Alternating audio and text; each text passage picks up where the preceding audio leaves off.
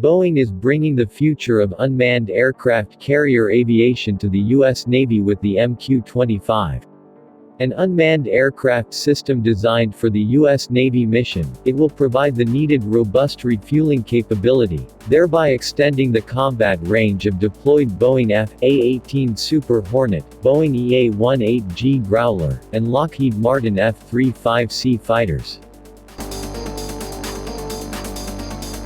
The aircraft is ready for the mission, the flight deck in the U.S. Navy. Boeing has been delivering carrier aircraft to the Navy for more than 90 years, we know the flight deck. The MQ-25 brings the right combination of refueling, autonomy, and seamless carrier deck integration to meet the U.S. Navy's goals.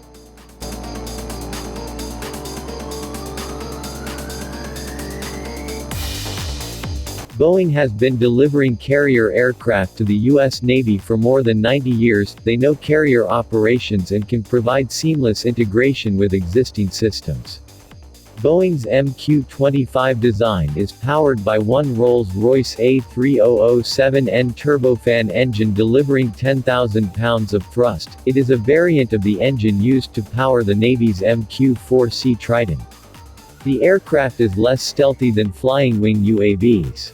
It does feature a stealthy fuselage shaping, flush inlet to shield engine blades from radar and V-tail.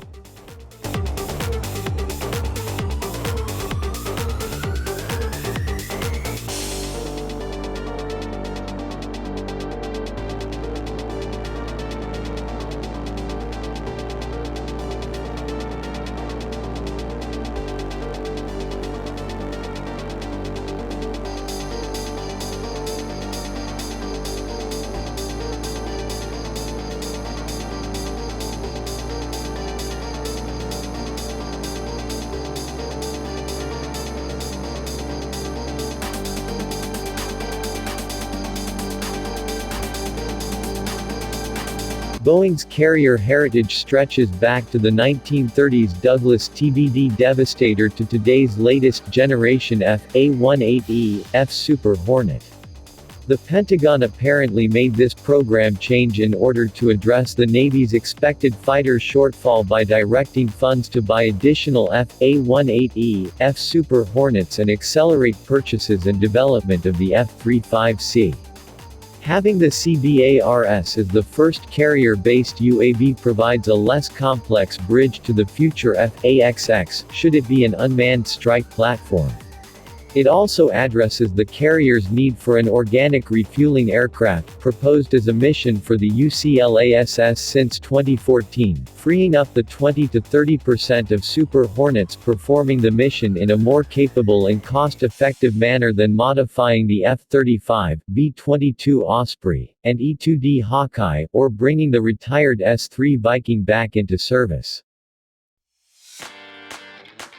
Boeing secretly finished building its wing body tail in 2014 when the U-class program was paused, and revived it for the C-BARS mission. On the 19th of December 2017, Boeing unveiled its prototype aircraft entrant incorporating lessons learned from the Boeing Phantom Ray flying wing and its other unmanned aerial systems. Boeing's MQ-25 design is not new for the tanking mission, but Boeing says that was considered when designing it. Following its first flight in 2019, T1 accumulated approximately 30 hours in the air, helping to accelerate the team's understanding of the aircraft's aerodynamic performance and informing design decisions for both the air vehicle and its software.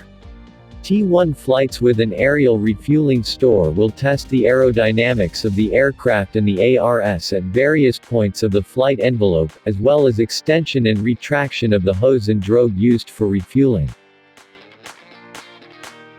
The MQ-25 industry team is all in on delivering this vital aerial refueling capability to help the U.S. Navy extend the range of the carrier air wing.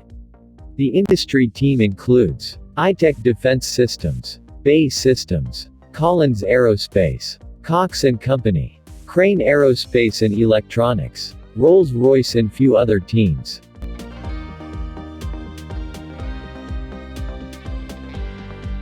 What do you think about this Boeing MQ-25? Will it be a game changer in unmanned aviation? Kindly leave your thoughts on comment below.